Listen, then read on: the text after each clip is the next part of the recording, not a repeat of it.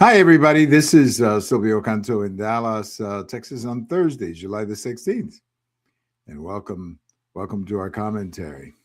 Well, I have a post over at the American Thinker today talking about, the state of the Democrat Party and what is happening to the Democrat Party. And the reason that I mentioned this is because if you look at some of the polling data, being a midterm, that should favor the Democrats. In other words, midterm elections usually favor the party in power. Well, right now they favor the Democrats, but not by the kinds of numbers that would make them very comfortable.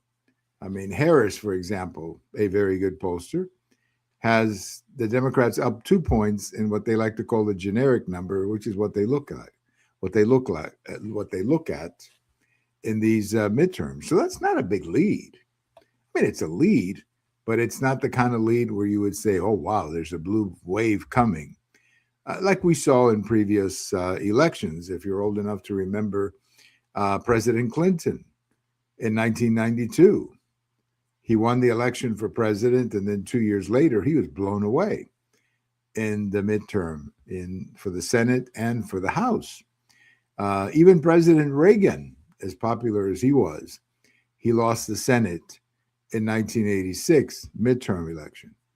And then you move forward, President Obama in 2010 and also in 2014, President Bush, George W. Bush in 2006. So even President Trump had a bad night, midterm 2018. He still won the Senate, but he lost the House, or he kept the Senate, but he lost the House. So history is on the side of the Democrats in this particular midterm. But if you look at the numbers, it's not that bad for the Republicans. In fact, there is a possibility the Republicans could actually keep the House. And that's because, I mean, if you look at this Cook political report, which is a pretty reliable, firm to talk about the House results.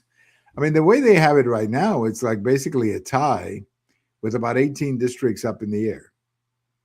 So it's like, something like 205 versus 204 or something like that. And then 18 districts are up in the air. So those 18 districts or 15 districts are going to decide the fate of the House. So my point is that I don't think you're looking at right now the kind of midterm advantage that you would think the Democrats have. Now, all of this could change. I want everybody to be aware of that. I have to put that little asterisk saying all of this could change very rapidly, one way or the other. But as of right now, if you're a Democrat and you're looking at these numbers, you're going, wait a minute. It's supposed to be a midterm. We should be further ahead. Now, the Senate, I think the Republicans will hold. I don't think that's a problem. But the House is where the Democrats have a chance to pick up. But as of right now, it looks favorable to them, but not by a lot. Not by a lot. So if they were to win the House, you're talking about a very small majority. And honestly, I'm not sure that the Speaker of the House, Hakeem Jeffries, or I think we believe he's going to be the Speaker. I don't think he's going to be very happy with the very small majority that he has, given the types of people the Democrats are electing to Congress. And that leads me to the post that I wrote, where I basically say that the problem with the Democrats is that they have this, it's not just a left wing part of the party, because you can be left wing and be a reasonable person. For example, George McGovern was from the left, but he was a reasonable man. Hubert Humphrey was left center, but he was a reasonable man. He wasn't crazy. Walter Mondale was left center, but he wasn't lefty radical. Well, that's not who is winning primaries in the Democratic Party right now. And I talk about the fellow up in Michigan, who may very well be their nominee for the Senate. And this guy is going to be a mess. In fact, if he's the nominee, the Republicans are definitely going to pick up a Senate seat in Michigan because this guy is way too radical. And look at some of the others. I mean, there's a lady running for governor in Wisconsin who is really radical. Now, she has to get through the primary, but still, she's very radical. And that's what the Democrat Party problem is. It's not that they are left or politically to the left. That's not the problem. The problem is that they're to the left and too radical to the left. And that, I think, is an electoral problem for them. And that's why I wrote in my post that the best thing that Trump has going for him right now are the Democrats. And that's exactly right. The Democrats are the best thing Trump has going for him right now. Because the Democrats at the moment, they've become such a radical bunch of people. Not all of them, of course. We're talking maybe about 25 or 30 of them, but it's enough of them to become the face of the party. And they're the ones who are getting all the attention. That's the other thing. They're the ones who are getting all the attention. They're the ones who are winning these primaries. They're the ones who will probably take out, there's more primaries coming, more successful primaries that these people are going to have here in the next month or so.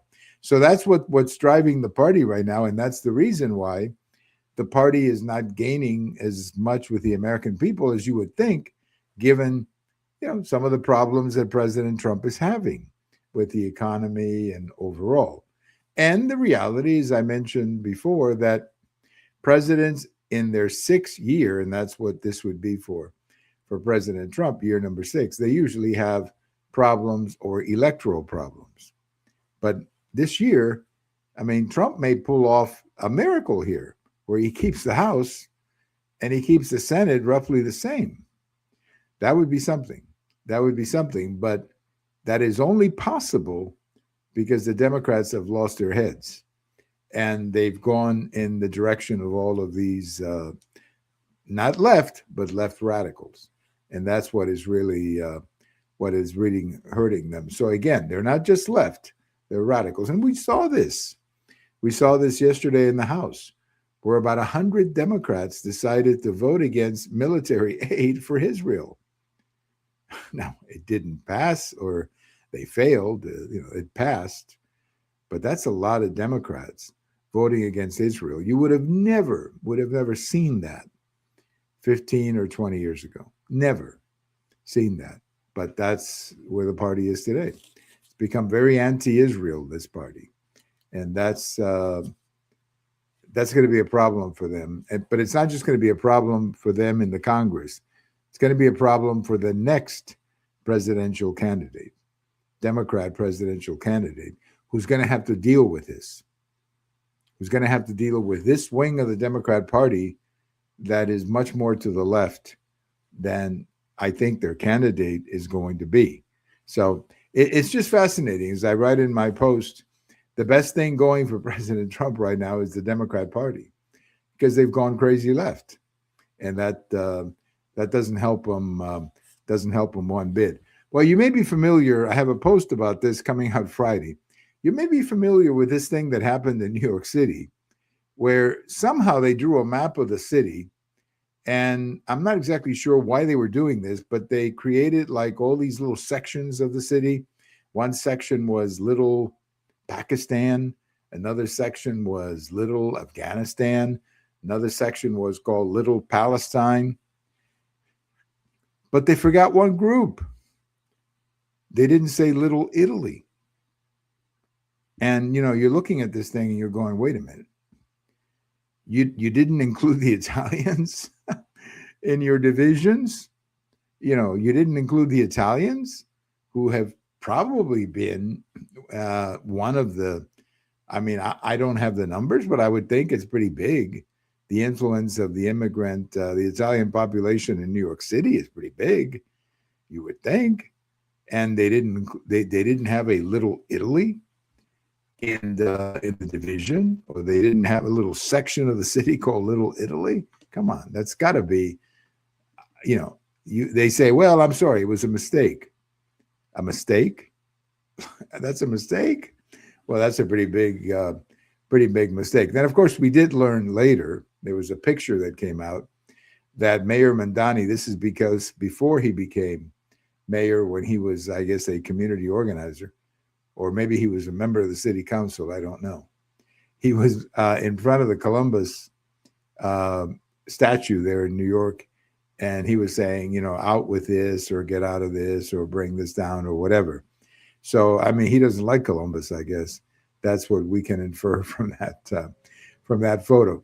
But a picture of New York City, or a political or ethnic division of New York City that doesn't include Little Italy, I mean, that's pretty crazy.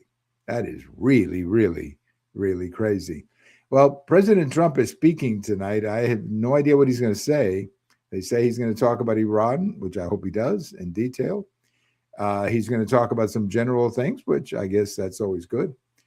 And then I guess he's going to talk about 2020, or the election in 2020. Now, look, I'm not sure how many people want to hear that about 2020.